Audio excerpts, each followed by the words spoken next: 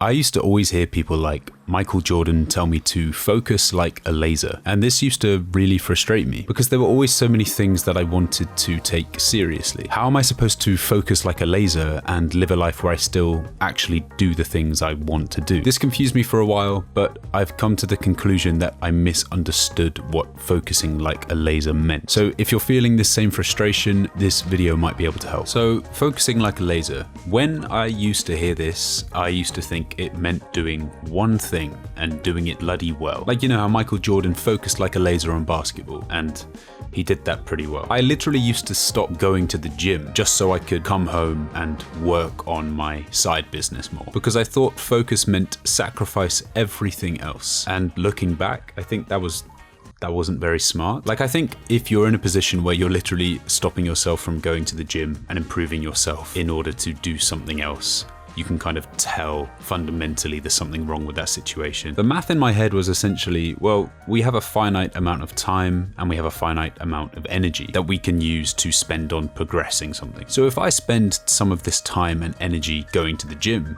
then that is less time and energy I have to work on my business. It's flawless math. But while it might seem this simple, I found it doesn't actually really work like this. So firstly, the gym actually made me better at working on my business. Yeah, it takes an hour in the morning, and yeah, maybe it takes a bit of my energy in the morning, but like there are so many benefits to going to the gym. Like, I find it therapeutic personally. It boosts my confidence. It actually gives me more energy throughout the day if I work out in the morning. There are studies that have proven this. And no, I'm not going to source them. I'm too lazy. And it builds routine, all of which feed back into my work on the business. And when I actually allowed myself to do both, when I allowed myself to work out in the morning without feeling guilty about it, which is such a crazy statement in and of itself. If you're feeling guilty for working out in the morning, you're doing something wrong. When I actually allowed myself to do both, I actually worked better on my business and made more progress. So the point I'm trying to make is doing one thing can actually limit your growth. You gain value from multiple areas of your life. They all kind of feed into each other. And I'm not saying to do a million things, but I'm saying maybe don't only do one thing with your life. A good way I kind of like to look about this that might help is think about the ideal version of yourself. And think about what they do. Does the ideal version of yourself, your dream version of yourself, do they only do one thing? Because I can guarantee the dream version of yourself has a great physique. So do they only go to the gym? Maybe they play basketball like mine. How are you gonna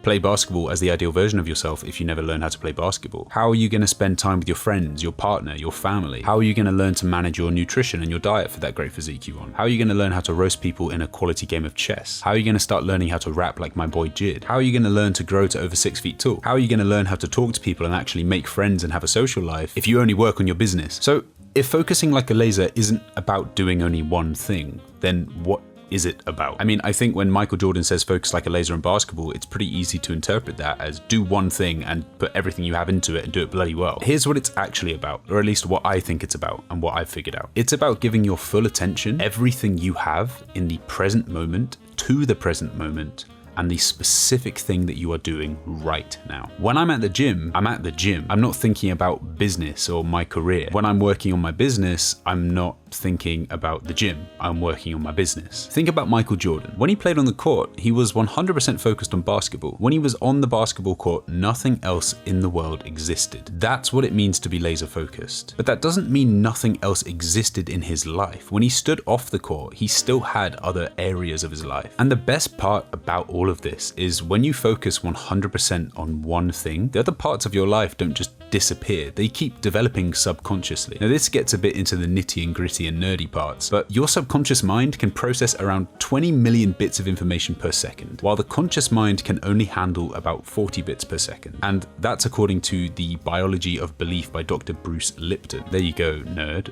Now, I'm not gonna lie and say that I've read that study in depth, so maybe those exact numbers are debatable, but the idea stands, and it's a well-known thing across the internet and research. You can literally just go look it up. Your subconscious works way faster than your conscious mind. It processes information way faster than your conscious mind. So if you're stuck on an issue in activity A and You move to working on activity B before figuring out the issue in activity A, and you stay fully present and laser focused on activity B while you're working on it. Your subconscious keeps processing the issue from activity A in the background, and it processes it way faster than you could by consciously thinking about it. And that's kind of like the hidden power of focus. Learning to focus in this way isn't just productivity, it's literally like a superpower. The processing power of our subconscious mind is a superpower, and nobody ever uses it because we're always trying to do everything at the same time. We're always thinking about every area of our life at the same time. I think probably the easiest way to explain what focusing like a laser is